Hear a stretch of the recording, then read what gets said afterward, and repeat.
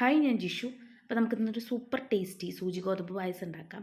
അപ്പോൾ അതിന് വേണ്ടിയിട്ട് നമ്മളുടെ സൂചി ഗോതമ്പ് നമ്മുടെ കുക്കറിലിട്ടിട്ട് വേവിച്ചതിന് ശേഷം നെയ്യും സൂചി ഗോതമ്പും വെച്ച് വറുത്ത് നമ്മുടെ രണ്ടാം പാൽ ഒഴിച്ചു കൊടുത്ത് നന്നായിട്ട് വേവിക്കുക. ഇത് നമ്മുടെ ശർക്കരപ്പാവ് ഒന്നാം പാലും രണ്ടാം പാലും റെഡി ആയിട്ടുണ്ട്.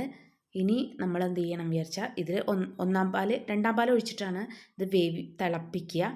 തിളപ്പിക്കുമ്പോൾ നമ്മൾ അതിൽ കുറച്ച് ചുക്ക് പൊടിച്ചിട്ട് ഇട്ട് കൊടുക്കണം. പിന്നെ ഏലക്കായ പൊടിച്ചത് ഒരു സ്മെല്ലിനും ഒരു ടേസ്റ്റ് കൂടാനൊക്കെയാണ്. നമ്മുടെ ചുക്ക് പൊടിച്ചിടുന്നത് ഈ പാല് പിരിയാതിരിക്കാൻ വേണ്ടിയിട്ടാണ്. എന്നിട്ട് രണ്ടും കൂടി നന്നായിട്ട് മിക്സ് ചെയ്ത് നന്നായിട്ട് വേവിച്ച് റെഡി ആകുമ്പോൾ നമ്മൾ അതിൽ രണ്ടാം പാൽ ഒഴിച്ചു കൊടുക്കണം. അങ്ങനെ രണ്ടാം പാൽ ഒഴിച്ചു കൊടുത്ത് നന്നായിട്ട് മിക്സ് ചെയ്ത് നമ്മുടെ സൂചി ഗോതമ്പ് പായസം റെഡി ആയിട്ടുണ്ട്. ഇനി നെയ്യ്, അണ്ടിപ്പരിപ്പ്, മുന്തിരി എല്ലാം വറുത്തതിന് ശേഷം അതിൻ്റെ മുകളിൽ ഇട്ട് കൊടുക്കുകയാണ്.